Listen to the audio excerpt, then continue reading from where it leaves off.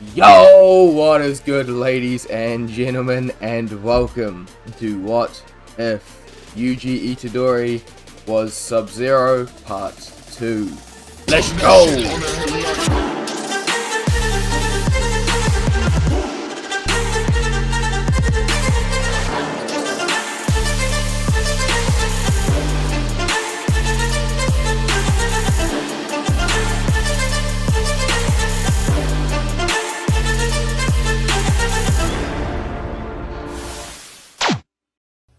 So, before this part does start up properly, I do have an announcement. Firstly, I am very sorry for not uploading these past few weeks. I think it's been nearly a month. I am sorry about that one. Well, being honest, I've got multiple reasons. One, being honest, I'm just gonna say this. I wasn't really motivated, I was a bit lazy, and just didn't really know where to do the stories, and where to place the stories, and how to continue them in certain videos. At the moment, I'm going to try and get all the videos that I've already done, and completely finish them. So finish all the parts that I need to get out, finish all the series, so Archangel, Sub-Zero, and whatever it is, Supernova Deku. I need to get those out, and yeah, so those will be out before I let out any more videos, or any new series. And once that happens, you'll see a few new series that'll be really good. And yeah, so that's pretty much that. But also, another thing, being honest, I just didn't want to upload half-done videos, so I've been trying to put more effort into these videos. So, you know, not half-assing them really. So I want to put more effort into them, so it makes me feel better, and also so I'm not just cheating out on you guys and giving you guys half-assed stuff, because that's not fair to you guys.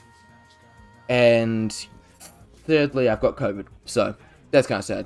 But yeah, that's pretty much that. So I hope you guys do enjoy this part. If you do, be sure to like, subscribe, all that jazz. And yeah, I'll stop rambling, because that's pretty much that.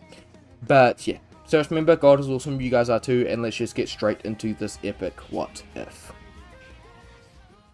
A few days pass after the three first years grabbed Sukuna's finger from the strange kind of curse's grasp at the school.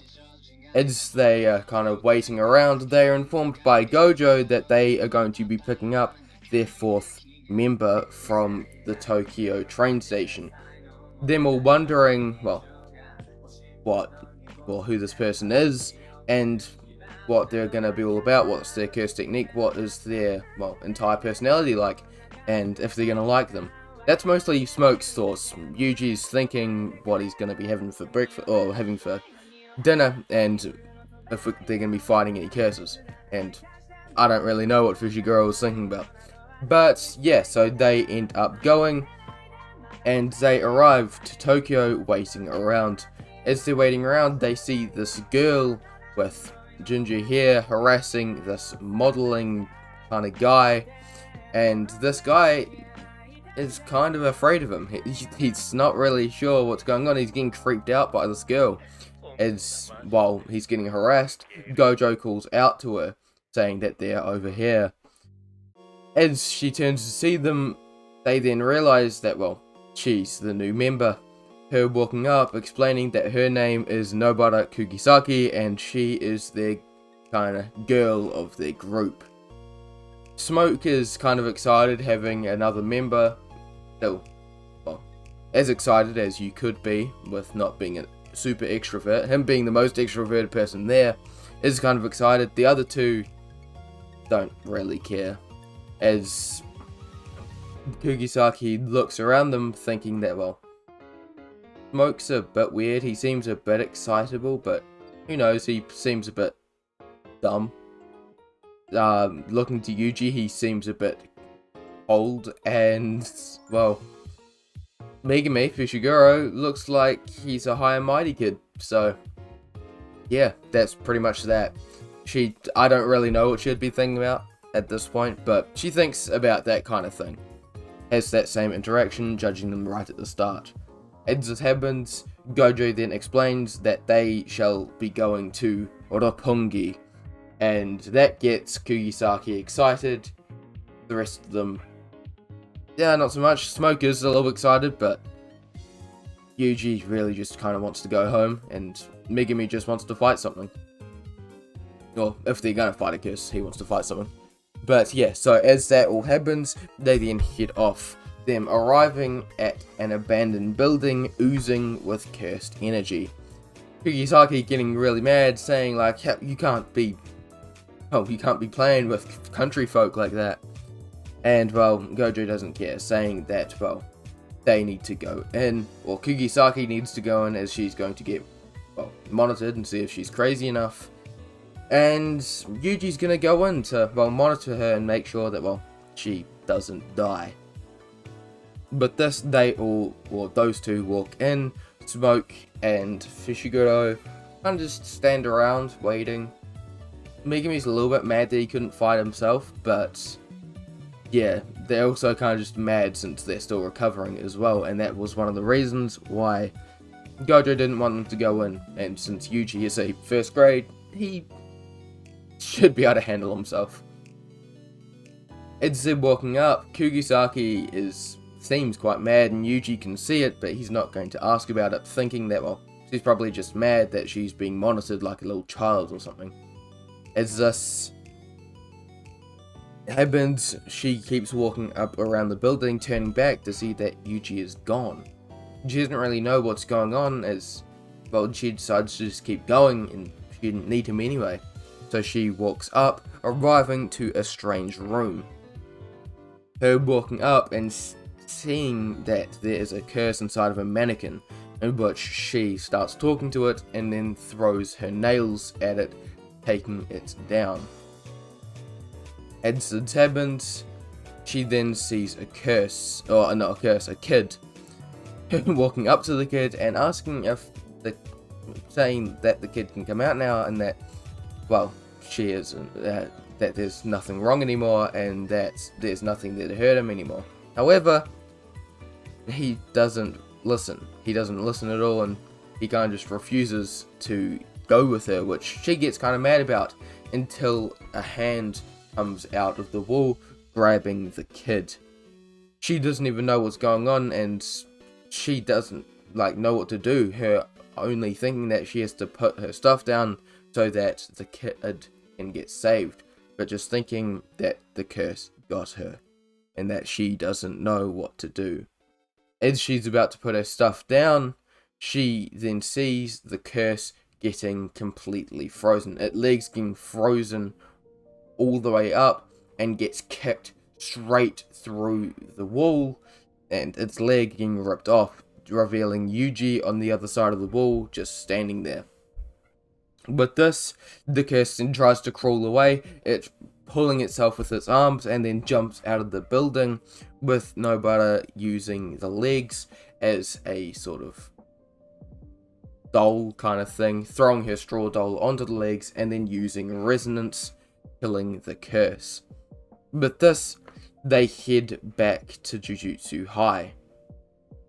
She was very surprised about the fact that Yuji was able to take down that curse, but, well, she's not going to ask him, since, well, he's not going to say anything. He's very cold in that aspect, but she asks the other two while they're walking away, her asking Smoke and Megumi about Yuji. Smoke explaining that, well, he's a first grade sorcerer, him being recommended for special grade, and, well, being in recommendation for special grade from the heir of the Lin Kuei clan, not the heir of the Lin Kuei clan, but the leader, the clan head of the Lin Kuei, and he is the heir to the Lin Kuei clan, and his brother is one of 4 special grades, that being Bihan, and the strongest ice user, and one of the strongest, well, curse users in Japan. And he is also the head of the Lin Kuei clan, and Smoke has been training with him, or training with Yuji, for his entire life, but he really can't keep up. With this, she is very shocked that he's got that much of a backstory, and that he is actually that strong. About a month passes as all four of the students, all four first years, are sent to a detention center to rescue a few inmates in which a curse has been created there and has formed there.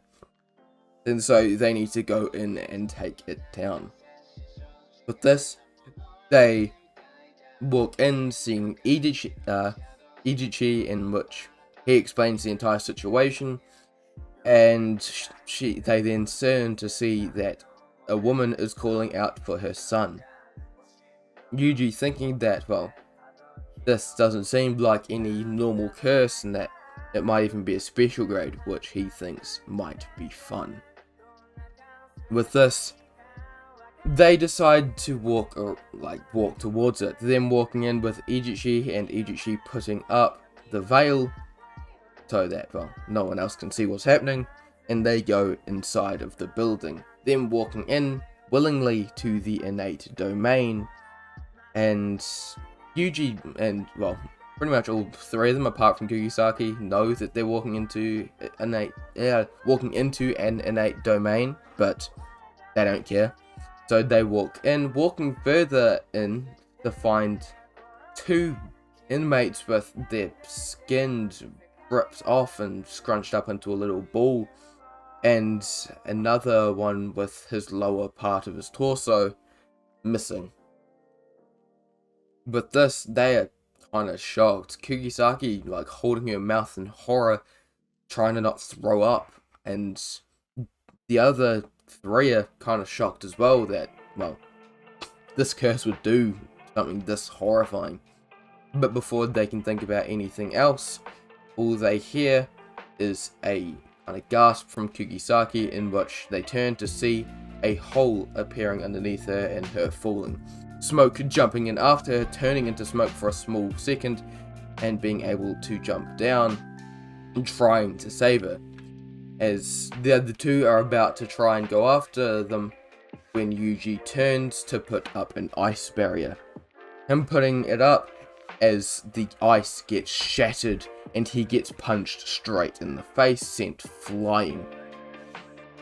As this happens, he smashes into the wall, but walks out kind of fine. He's not too hurt, which he's kind of surprised, thinking that that ice barrier definitely helped him.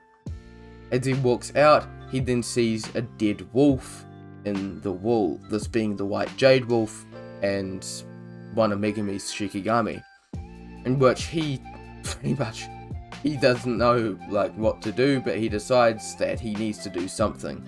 So he runs up, seeing that's about to attack Megami, he jumping in front and smashing it in the face with his leg, and smashing it, giving it a kick straight to the head, sending it flying away. As this happens, he then turns to Megami, telling him to run, get the others out of here, and that he needs to, get out of here, as he's going to be going all out against this thing. Megami kind of thinking, kinda knowing what he is going to do, decides to go after them. Him jumping down the hole and chasing after them. With this, Yuji turns to see the curse as he jumps back to dodge a hit. It going in for a punch, but him dodging quickly and freezing its arm before then elbowing it straight in this kind of solar plexus, sending it flying, before then sending a few ice blasts at it, jumping up and slamming an ice axe straight down onto its head, but it dodging enough so it only hits it in the collarbone.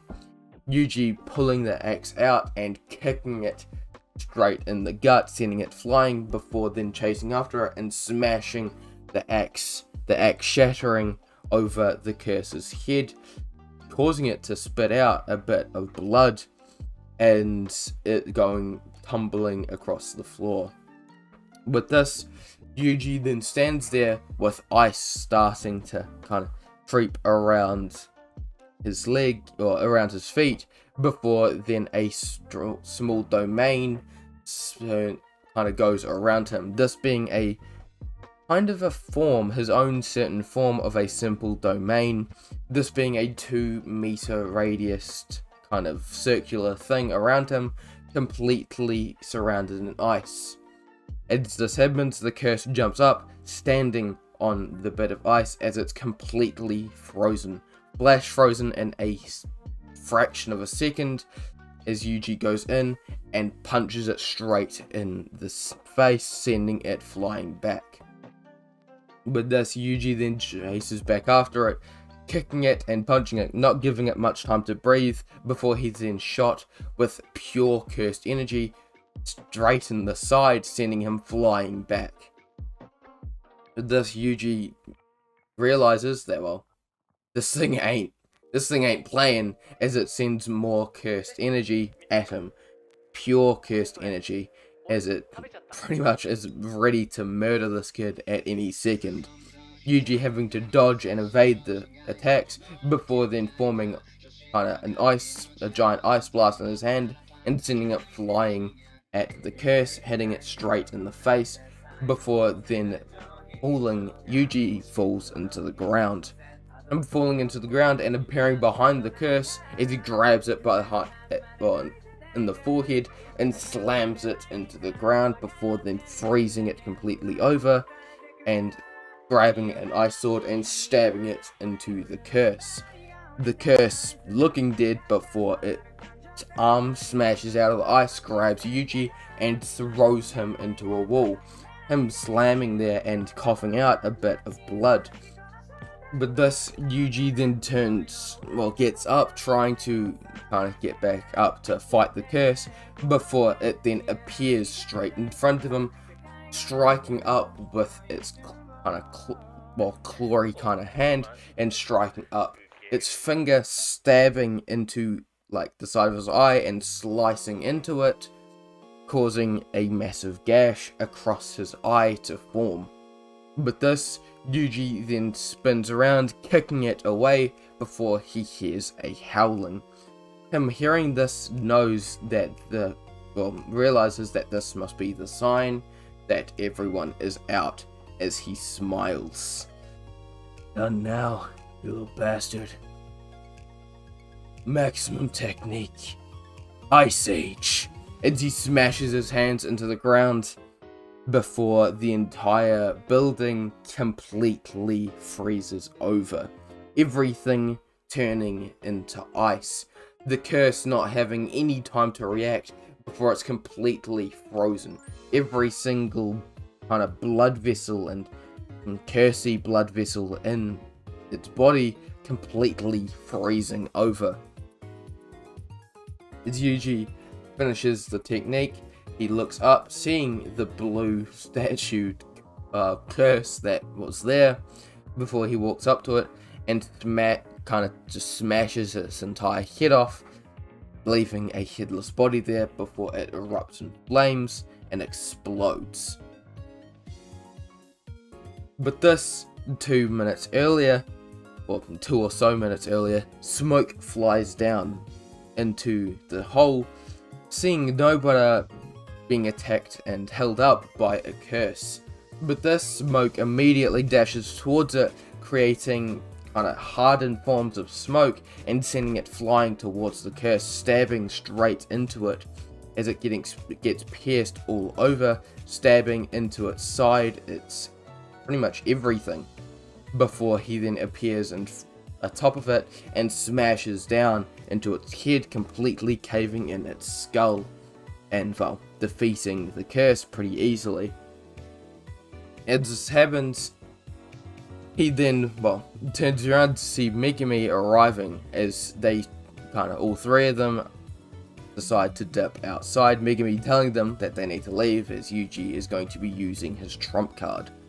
Smoke, knowing what this is, grabs Kugisaki, her being kind of confused what's going on, as they finally arrive outside in about 2 or so minutes. Megumi using the black dog to howl. With this, they then see the entire building freezing over. The entire thing just being turned completely into ice. It's kind of twinkling from the reflection of the sun, and, well, they then see the veil go away. Nobara is completely baffled and surprised that Yuji has this much strength, before they then see him walking out holding the finger, or holding Sukuna, one of Sukuna's finger that the curse had, well, eaten or had consumed to gain strength. However, it wasn't enough to defeat Yuji Itadori.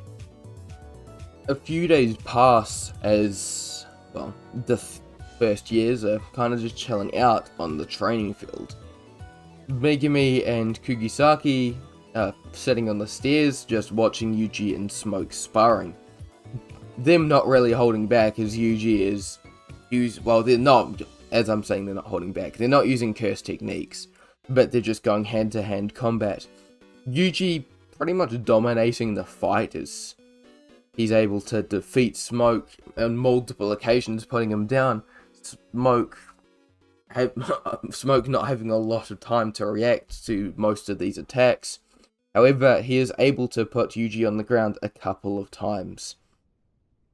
As they're sparring, the two others, Megumi and Nobara, both hear someone walking behind them turning around to see someone behind them before an ice shard gets sent flying towards them and stabs into the ground right in front of the person's foot. Them looking up, seeing that it is Maki Zenin. Zenin, what are you doing here? I told you not to call me by that name, Fushiguro. Them, the second years then introduce themselves to, I guess mostly Nobara. The rest of them know who they are. But yeah, they introduce themselves to Kugisaki and explain that, Megumi explains that, firstly, this is, that Maki Zenin, she's good at everything cursed weapons. That's Inumaki, he's part of the Inumaki clan, and he has cursed speech and can only speak in onigiri ingredients. And that's Panda Senpai. He's a panda. Cursed corpse. As they all introduce themselves saying, "Yo, what's up?" or "Salmon." As they all kind of say g'day. As they kind of introduce themselves, Maki then explains that, the idiot third years got themselves suspended. And so, they need a couple of people, what their meaning is like 3 of the first years, to help with the exchange event. Nobody asking what the exchange event is, and, Maki explains that, it's a competition between them and their sister school over at Kyoto, and that do multiple different things, fighting each other, doing different challenges, and yeah. In which, hearing this, they immediately want to join, as they want to catch up to Yuji, and Yuji just wants to join because, he's heard that Aoi Todo is going to be there again, who was one of the other, he's the only other school student who is a kind of first grade sorcerer. In which, they say, yeah, sure, might as well. And that's when their training begins. They train over time, and they, continue to train. A few days later, Yuji, Smoke, Fushiguro, and Kugisaki are all at a vending machine, with them doing errand runs with for the second years, in which they are all kind of there trying to get food when they're approached by 2 people. These 2 people, one of them looking a little bit like Maki, but with shorter hair, and another one being a massively buff dude with a scar over his eye. Yuji's scar over his eye has kind of turned blue, it being formed over with ice and looking badass. But yeah, so his scar's starting to heal over, or the cut over his eyes starting to heal over. In which they're approached, and one of them being Mai Zenin, that being the girl, her introducing herself and asking Fushiguro if they're going to be a part of the thing, being a part of the the exchange event. With this, they're about to say yes, with Todo then saying that doesn't matter, him looking directly at Smoke and asks him, "What kind of woman's your type? If you want to know, my one's a tall girl with a big ass." Smoke is kinda confused, but he decides to oblige him, explaining, "Well, I don't really care. I guess I don't really have a preference, but if I did, I guess, I don't know, big ass, big tits, cute, smart, dumb, it doesn't really matter. I guess that." And Todo hearing this, he's kinda happy with that answer. He's happy that, well, he knows that he likes these sort of things. He said he doesn't know exactly what he wants, but he's happy that he knows enough. Him then turning to Yuji and asking him the same thing. "Well, I don't really have a preference. If I did, then I guess just a good person with an undying resolve would be good. And I guess strong as well, I guess kinda. Able to defend themselves at least. That would be good. But apart from that, that's about it." Him looking to Todo, seeing that he is sad. "As soon as I saw you, I knew you'd be boring, Yuji Itadori." Him hearing this, Yuji is a bit confused before he's then attacked. Todo pretty much appearing straight in front of him and going in for a giant clothesline. Yuji ducking it, well, just in time, before then doing a back kick, kicking Todo in the back, pushing him back a bit. Todo is a bit surprised, but then smiles. "I guess that's nothing less than another first grade sorcerer." But this, Todo then dashes at him, going for another attack. This, Yuji pretty much just dodges and weaves. Him not really attacking as Todo tries to go in for different attacks, but he isn't really hitting Yuji. He is able to land a couple hits, but Yuji a lot of the time either dodges, weaves, or parries them. Him even throwing a few counter punches in the way. But this, Todo then goes in for one final punch, going for a giant haymaker, about to knock Yuji's head off, before Yuji dodges in time, tapping him on the arm, and Todo freezes completely over, before he is then back kicked straight in the stomach by Yuji, sending him out back. Before Yuji can go in for another attack, he then hears something, well, behind him. "Don't move." But this, he then freezes, him looking up to see Inumaki and Panda arrive. Them intervening and them explaining, well, they don't fight. But thus, they then decide to finish that up, and Todo explains that he must go to Takada's personal handshake, as he goes with Mai, grabbing his jacket and heading off. Nobody is very confused, her just saying that was very weird. The day of the exam finally arrives, with the Tokyo team waiting out, just waiting for the Kyoto team to arrive.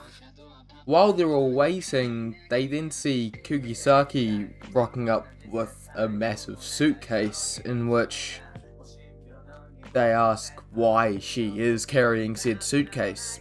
Her asking, well, aren't they going to Kyoto for the exchange event?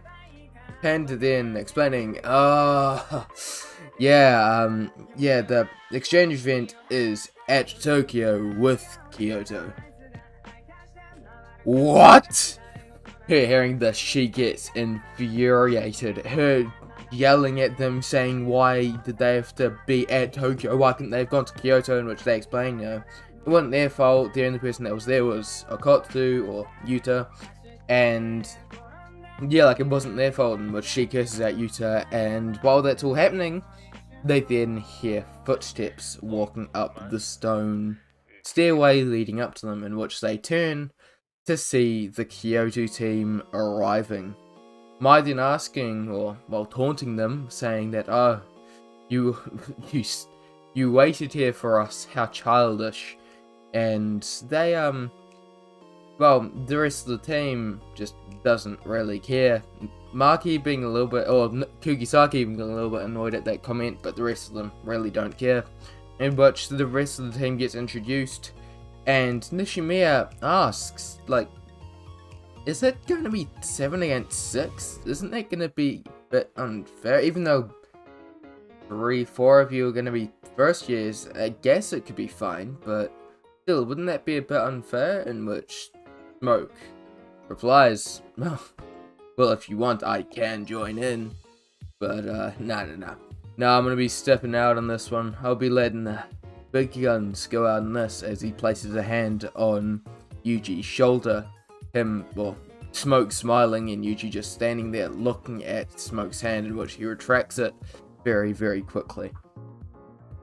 A few hours pass as both teams are standing at their respective starting positions, in which they're given a few quick words from both Gojo and the Kyoto teacher, and they are then told to go. Over in another city, Bihan, Nanami, and Ichi all meet up at a certain kind of office area in a building, in which, well, Nanami and Ichi explain to Bihan that, well, there's a strange thing that's going on, that's why he was called here. As Bihan asks what it is, they then turn on, or grab a remote, and Ichi turns on the TV that was in the room, in which it then shows a recording of a bunch of kids getting torn apart and blood splatting everywhere, in which after they see a strange kid walking away. Bihan asks, do they know who the kid is, in which they say his name is Junpei Yoshino, or Yoshino Junpei, and we're going to go see his residence to see if he was there and to see what actually went on.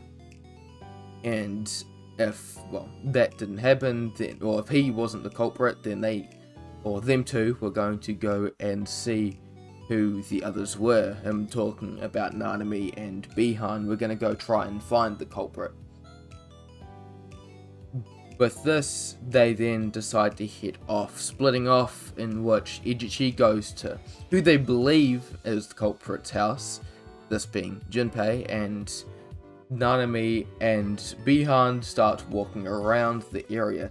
Bihan walking around the kind of riverbank and around the different areas of the city, and Nanami walking around the sewers, in which, when he's around there, he finds a group of cursed spirits, him defeating them very easily as he looks down, seeing that they're not disappearing. He sees that they're not disappearing and realizes that they're humans, him freaking out or being quite shocked for a second until he starts hearing clapping. Oh, good job, sorcerer. I mean, they weren't wrong in any case, but that was still quite surprising how quickly you took them down. Nanami looking beside him to see a man with a patchwork face and body walking out. So, I guess these are your doing, huh? Yes, you could say that. They are, my work of art, if you could say, the Picasso of paintings, or of humans, really. Being honest, they weren't gonna last long anyway, so I'm kinda happy you ended up slaughtering them for me. Nanami kinda feeling sick in his stomach just hearing that he, killed humans, but him then thinking that, it was better than leaving them like that because they obviously weren't comfortable. With this, the fight and the interaction that happened earlier, or not earlier, but in the original canon, goes on, with Nanami and Mahito quickly going into a fight in which Mahito uses his different attacks and soul attacks and abilities to try and defeat Nanami. Back at Tokyo Jujutsu High, the Tokyo group sticks together as they're running along. They're running along through the forest as, well, a few hours earlier, we then see them in a room, all meeting up and trying to discuss what their plan will be to, win this event. Maki explaining that, Yuji would probably be the best person to fight against Todo since they're both first grades, and the first fight went alright, so, Yuji should be able to take him down pretty easily, and keep him occupied, at least, and not kill him, but he should possibly be the best person to fight him, in which they pretty much come up with the same plan as in canon. As us going back to, present time, they're running along in which Yuji and the group sees a spidery-like curse dangling from the trees up ahead. Yuji shooting an ice blast at it, in which it's about to hit the curse, until the curse is obliterated by a punch from Aoi Todo. Todo smashing the curse, completely obliterating it, before turning and getting blasted in the face by, an ice blast. And him being a little bit dazed by this before then getting a solid knee straight to the face as Yuji jumps up and knees him before jumping off and the rest of the group dispersing. Yuji landing down and getting into a fighting position, Todo turning to, meet him. "Is this round 2? I guess so." Todo then dashing towards Yuji, and Yuji stepping back. Yuji steps back, creating an ice clone, which appears right in front of him to, counter Todo's punch and to catch him in a trap, in which it does. Todo punching it and shattering the clone, but as this happens, he is completely frozen. Flash frozen, covered in ice, unable to move, before Yuji grabs him by the shoulders and swings him around, slamming Todo into a tree and shattering the ice around him, hurting him quite a bit. But this doesn't stop Todo as he gets back up, him being quite a strong cookie. So he gets back up and charges back towards him. Yuji steps back, grabbing a branch off a tree and snapping it. Ice enveloping around it and him completely freezing this branch before swinging it at Todo. Todo ducks under it, kind of doing a little bit of a limbo kind of move where he just ducks it. You know what I'm talking about. He ducks under the branch and then kicked Yuji in the back of the knee, forcing Yuji to his knees, where Todo quickly grabs the frozen stick out of Yuji's hand and slams it across the side of his head. Yuji is sent flying through the forest with ice shards from the frozen branch shattering across his face, in which Yuji flies across the forest and slams into a tree. Him staggering back up to his feet, in which he looks up to see Todo charging towards him. Yuji, thinking quickly, slides into Todo, shoulder bashing him, in which Todo freezes. Literally. In which Yuji quickly roundhouses Todo in the ribs, shattering the ice around him and sending him flying, before Yuji then falls backwards onto the ground, him disappearing, just leaving a little bit of powdered snow behind him, in which Yuji then appears right behind Todo as he smashes him in the back with an ice hammer, sending Todo flying into another tree. As Todo's flying, Yuji is preparing to teleport in front of Todo, then smash his face into the tree again.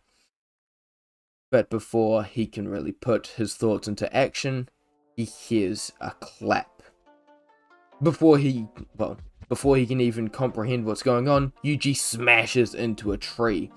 Him completely dazed, wondering what's going on before he looks up to see Todo where he was before, as Yuji gets punched straight in the face and slammed into the tree again and again and again. Todo kind of going for a bit of a barrage, just punching him over and over and over again, smashing Yuji's head into the tree over and over again, not giving him a break, as Todo prepares to go in for one final knockout punch. He sees a strange mist coming off of him before he looks at his fist and sees he's freezing over again. Ice Shaker. He looks down to attack Yuji again, only to see he's gone. Before he can even comprehend what happened, he's kicked in the ribs with the force of what feels like a truck as he's sent flying.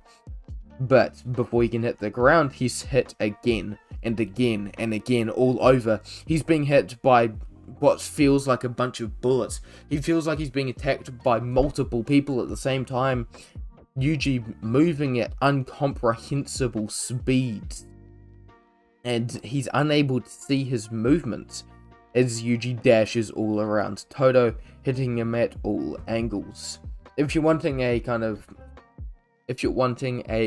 image in your mind, think of if you've seen One Punch Man, Speed of Sound Sonic, when he's dashing all around the trees trying to attack whatever his face, trying to attack Saitama, or when Gran Torino is jumping around the apartment and hitting Deku. But yeah, so if you wanted an image, that's pretty much what it is. As he dashes all around Todo, hitting him at all angles. But as Todo is preparing to try and Todo doesn't really know what to do, as he tries to go in for a hit, but he gets a solid kick straight to the gut, sending him flying and crashing into another tree. Frozen blood enhancement. It enhances my body drastically by freezing my body completely and, increasing my physical capabilities up to about 5 times. But I don't like using it since it does tear into the cursed energy and it has a heavy toll on the body. So, being honest, there's only a few people that I have used this technique on. Most of them have been special grades, and, congratulations, you just joined that list. You feel honored since, since you're able to take that many hits without being put down immediately. But I don't know why I'm explaining this, you're completely knocked out, but, since you're out of the picture, I'm gonna go take down that curse and beat up your friends if need be. There. As Yuji runs off, leaving a knocked out Todo leaning against the tree with a smile on his face. Skip over to another city.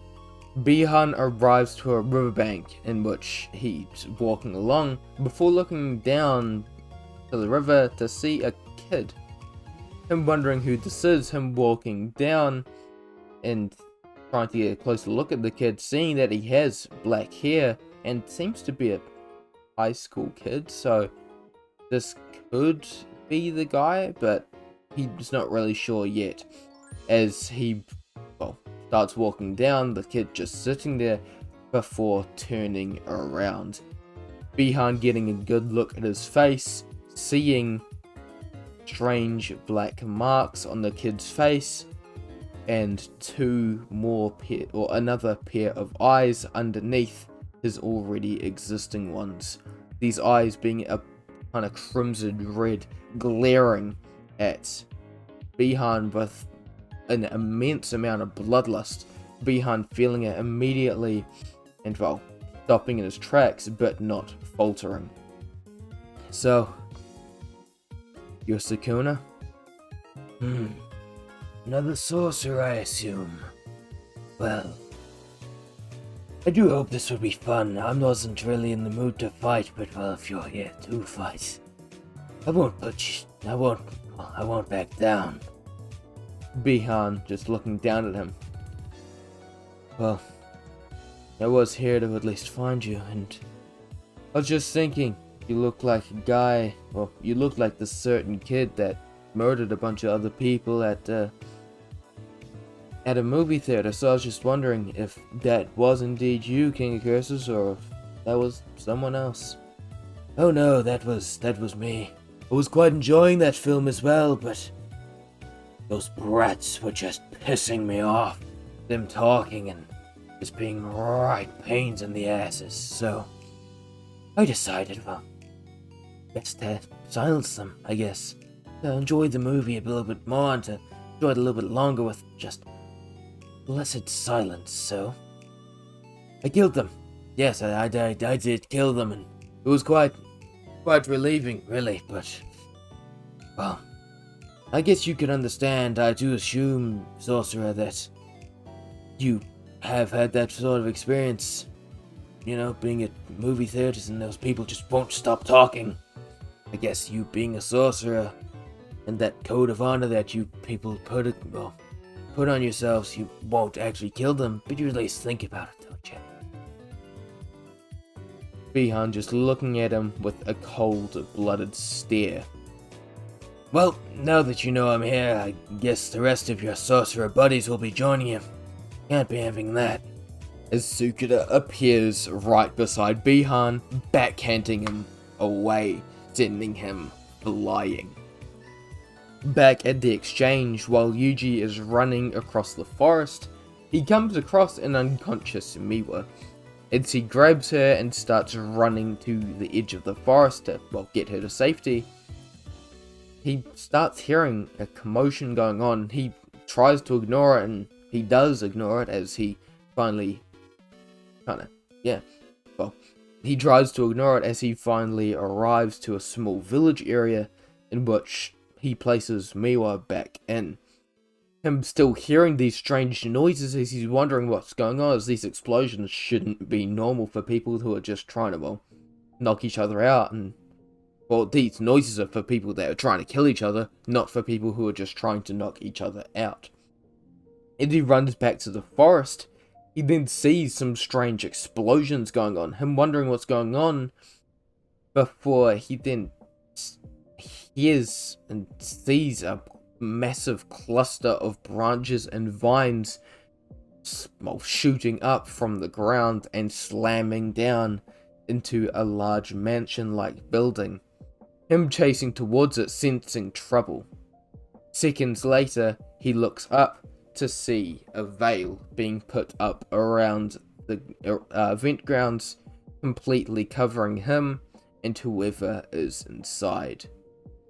Back at the riverbank, Bihan kicks Sukuna straight in the face, sending him flying, before then appearing behind him and slamming him slamming an ice axe into the curse's collarbone as he kicks off Sukuna's chest, landing on the ground before sliding towards Sukuna once again and kneeing him straight in the face, slamming him into the ground with ice spikes stabbing into Sukuna's back.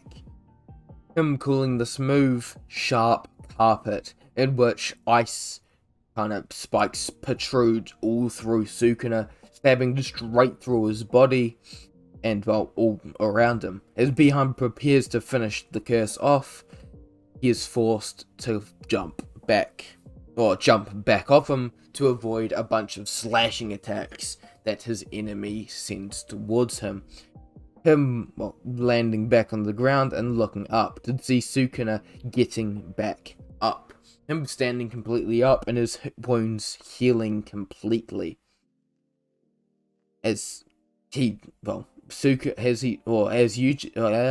Bihan is about to go in for another attack, Sukuna stretches his arm out, a flaming arrow appearing in between his two hands before he shoots the arrow towards Bihan at blinding speeds. Bihan getting, well, hit across the side of the face, just leaving a little bit of a burn mark. Him just dodging it. Damn. That reverse curse technique will be a hassle. Best to end this now. Domain expansion. Bihan puts up a hand sign before the two of them are enveloped in a strange blue mist as it clears slightly to reveal snow beneath them and a raging blizzard around them. Blizzard in the night. Ice spikes begin shooting up from the ground and, well, ice shards form around Sukuna and shoots towards him. Him dismissing them, well, for a little bit before quickly getting stabbed in the forearm. His arm quickly freezing over as Sukuna slices his arm off, realizing the domain's insta-kill or 100% or perfect hit ability. So once these ice shards stab into an opponent, they will completely freeze over, killing them immediately unless you have quick enough reflexes to remove said body part. The curse would normally be eliminated in just, well, unless it was a special grade like me. But a few more hits and they'll be taken down, and no normal Jujutsu sorcerer can use reverse curse techniques, so yeah, this is definitely a formidable ability, a formidable curse or domain expansion. However, well, I'm not gonna lie, sorcerer, at this moment in time you are stronger than me. If you had kept going with your attacks, I would have likely died, and being honest, I think you would probably be strong enough to beat me even with 10 fingers. If you'd known your facts, I think I only have about 5 at the moment, but however, you do understand that domain expansions are not just fueled by the stronger cursed energy, but also it is determined by how refined the domain is. I'm only wondering, whose domain is more refined? Domain expansion. Malevolent Shrine. And that is the end of this part. I hope you guys did enjoy it. If you did, be sure to like, subscribe, all of that jazz. You know how it goes. And yeah, so hope you guys did enjoy this part. And yeah, once again, I did say this at the start, but yeah, I do have COVID, so that is kind of sad, but you know, don't worry about it. I'll still try and get videos out for you. Again, I'm really sorry for not uploading this past month, apart from that one kind of challenge that Crown and I will be doing. I hope you guys did enjoy that. If you do, well, hit me up. But yeah, you should definitely go check it out. It's pretty much us showing off how bad we are at designing things. So yeah, and then you guys get to choose who wins. But yeah, that's pretty cool. But yeah, that's pretty much that. I hope you guys did enjoy it. And yeah, just remember, God is awesome, you guys are too, and I will see you guys in the next video. Peace.